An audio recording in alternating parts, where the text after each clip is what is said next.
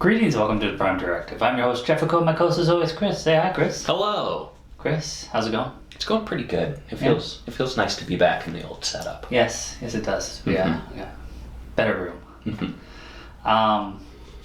Episode 9? Yeah. Looks like we've got 20 episodes, so there will be some overlap. You predicted that. So this is a bit of a mid-season cliffhanger kind of thing we ended up with today.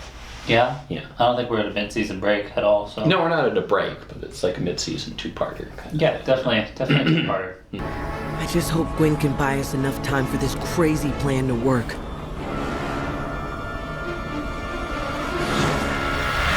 We had some continuity at the start of this. Yeah, I'm always excited when I get continuity in my Star Trek.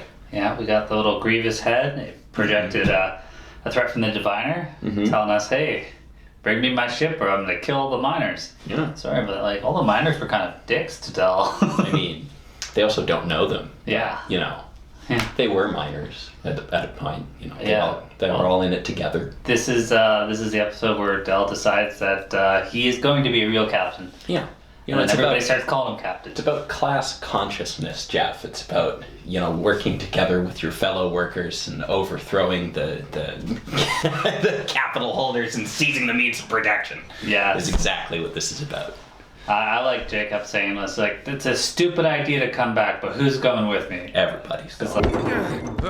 How is this even a debate? Going back for the miners is a bad call. That Jankum couldn't be prouder to make with you dum-dums. Who's in? Because it is a dumb idea. Because their other option was to go to Starfleet. Yeah, probably to won't just get there in time. go. But Just win. yeah. I mean, you'll be safe. Maybe you could go to Starfleet. Maybe you'd just be safe in the Federation. Who knows? Who knows what timeline it is, really? Yeah. You get back. You could be in the middle of Dominion War, for all I know. Yeah. We see them working on a plan. We're working on their big plan to get everything together. And a plan is going to work when they don't say what the plan is.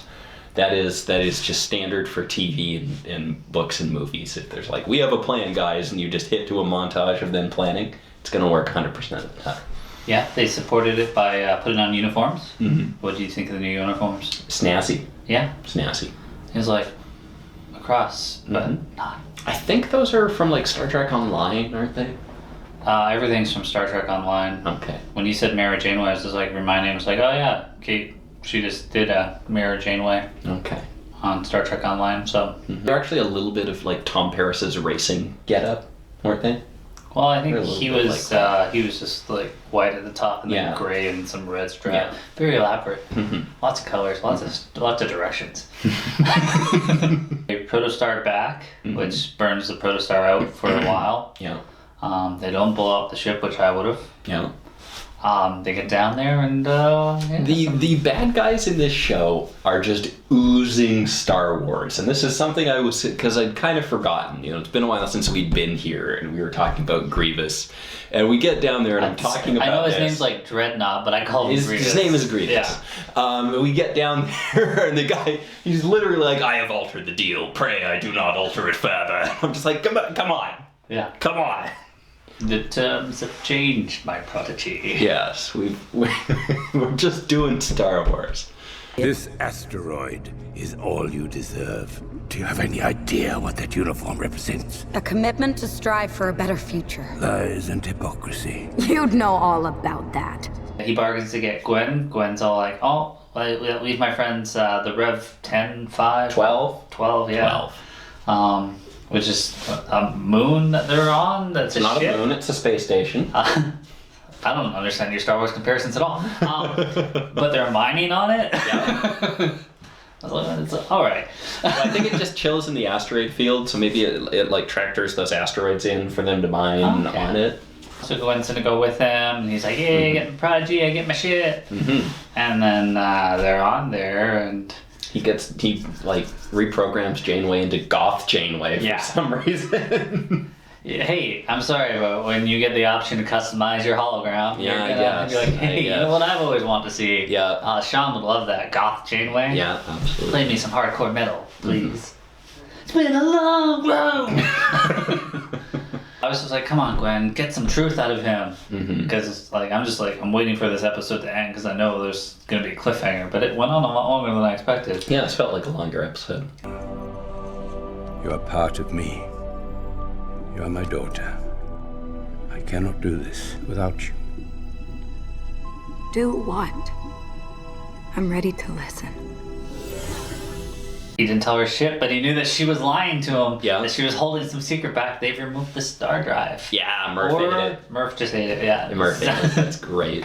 Love And then Murph. he pretended to be the Medusan by hiding in a Medusan knockoff case. Murph thing. is a hero. Yeah. Is Murph the goodest dog in the Star Trek universe? Tendy's dog's pretty good. I don't know if that's a good dog. That's an interesting dog, and it's sort of an eldritch horror dog, but Yeah. I think Murph is the goodest dog. What about Dr. Crusher? Interesting.